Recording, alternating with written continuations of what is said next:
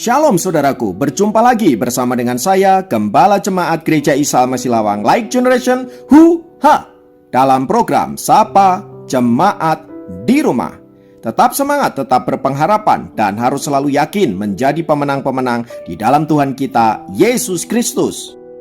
Firman Tuhan kali ini terambil dari 1 Timotius 6 ayat 10. 1 Timotius 6 ayat 10 berkata, "Karena akar segala kejahatan ialah cinta uang.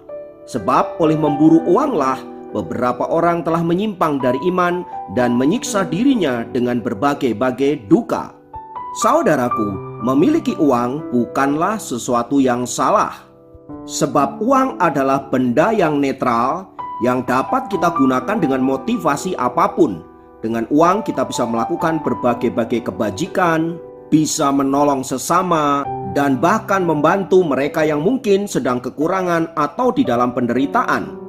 Namun dengan uang juga kita bisa terjebak ke dalam berbagai-bagai dosa, berbagai-bagai kejahatan. Jadi problemnya bukan soal uangnya, tetapi bagaimana kita bersikap terhadap uang itu.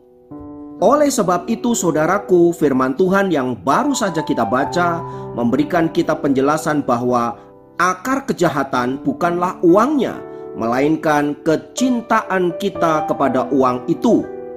Oleh karena memburu uang inilah saudaraku, kemudian ada banyak orang menyimpang dari iman, bahkan menyiksa dirinya dengan berbagai-bagai duka.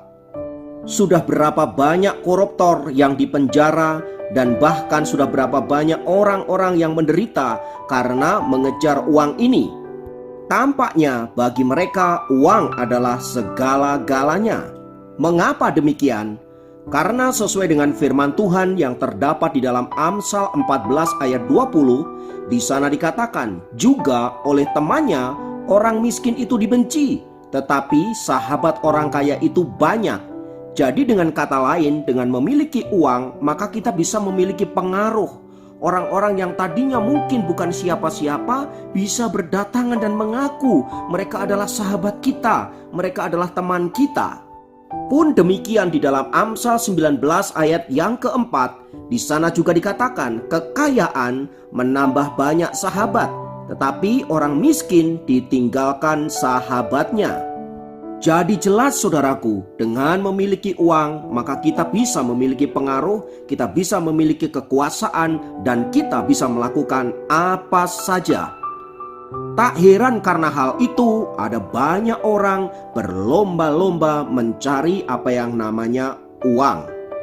Namun yang tidak disadari oleh setiap kita adalah sebagaimana yang dicatat di dalam 1 Timotius 6 ayat 10 tadi saudaraku, bahwa oleh karena memburu uang maka akan terjadi penyimpangan-penyimpangan dan berbagai-bagai duka akan kita alami.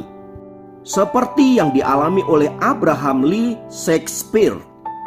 Abraham pada mulanya adalah seorang yang sangat miskin.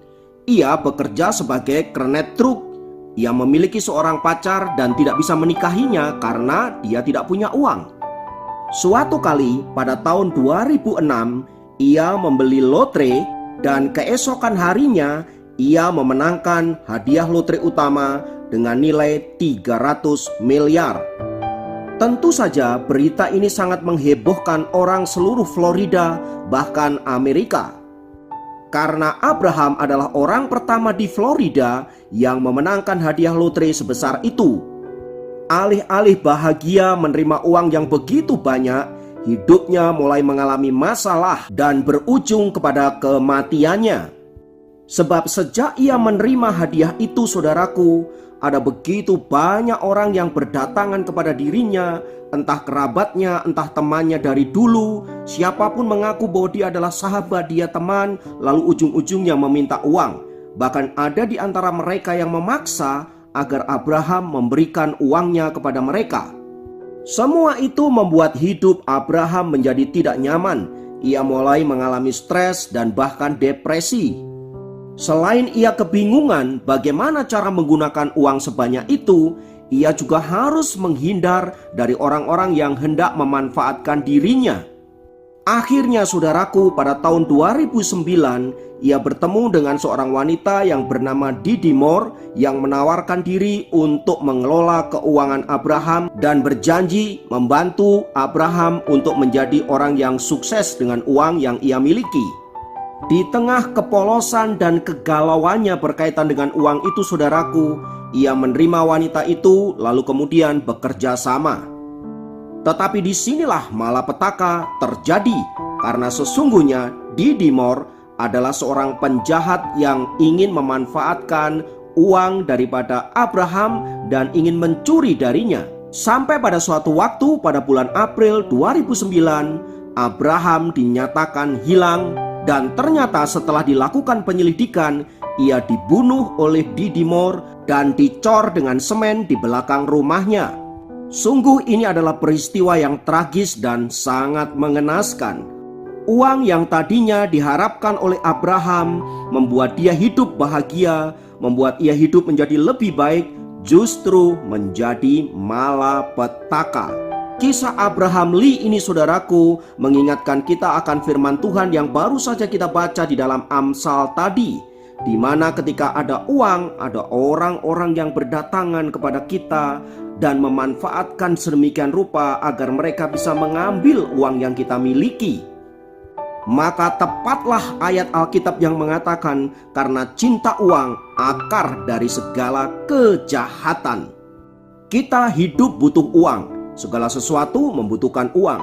Tetapi saudaraku, kita tidak boleh menjadikan uang segala-galanya, yang karena hal itu kita melakukan apa saja demi uang, termasuk melakukan berbagai-bagai kejahatan, bahkan menjual harga diri, merendahkan diri sedemikian rupa, dan pada akhirnya kita menjadi hamba daripada uang.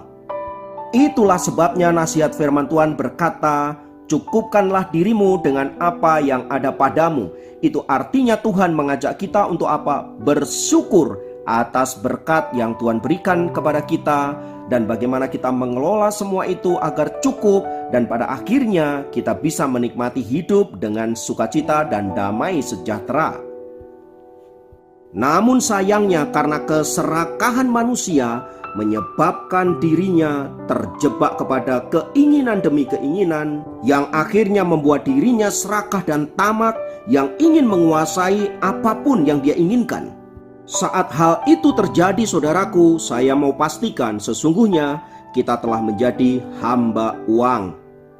Dan tidak heran bila hidup kita kemudian disetir oleh uang, dikendalikan oleh uang, apa-apa dinilai dengan uang, yang pada akhirnya membuat hidup kita menjadi menderita karena uang.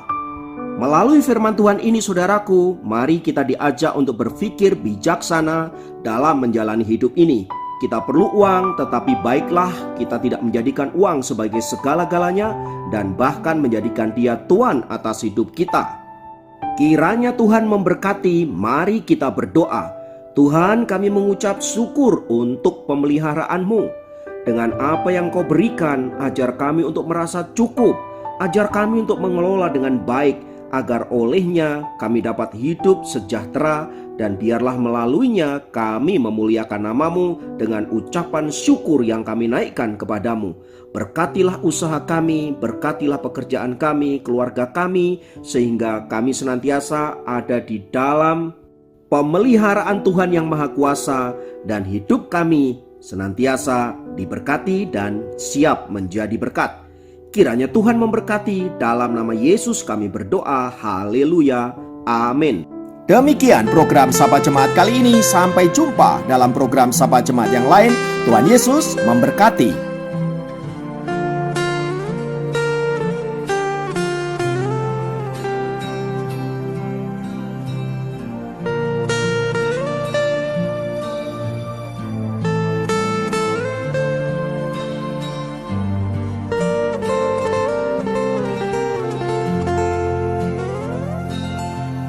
Ketika ku hadapi kehidupan ini, jalan mana yang harus ku pilih?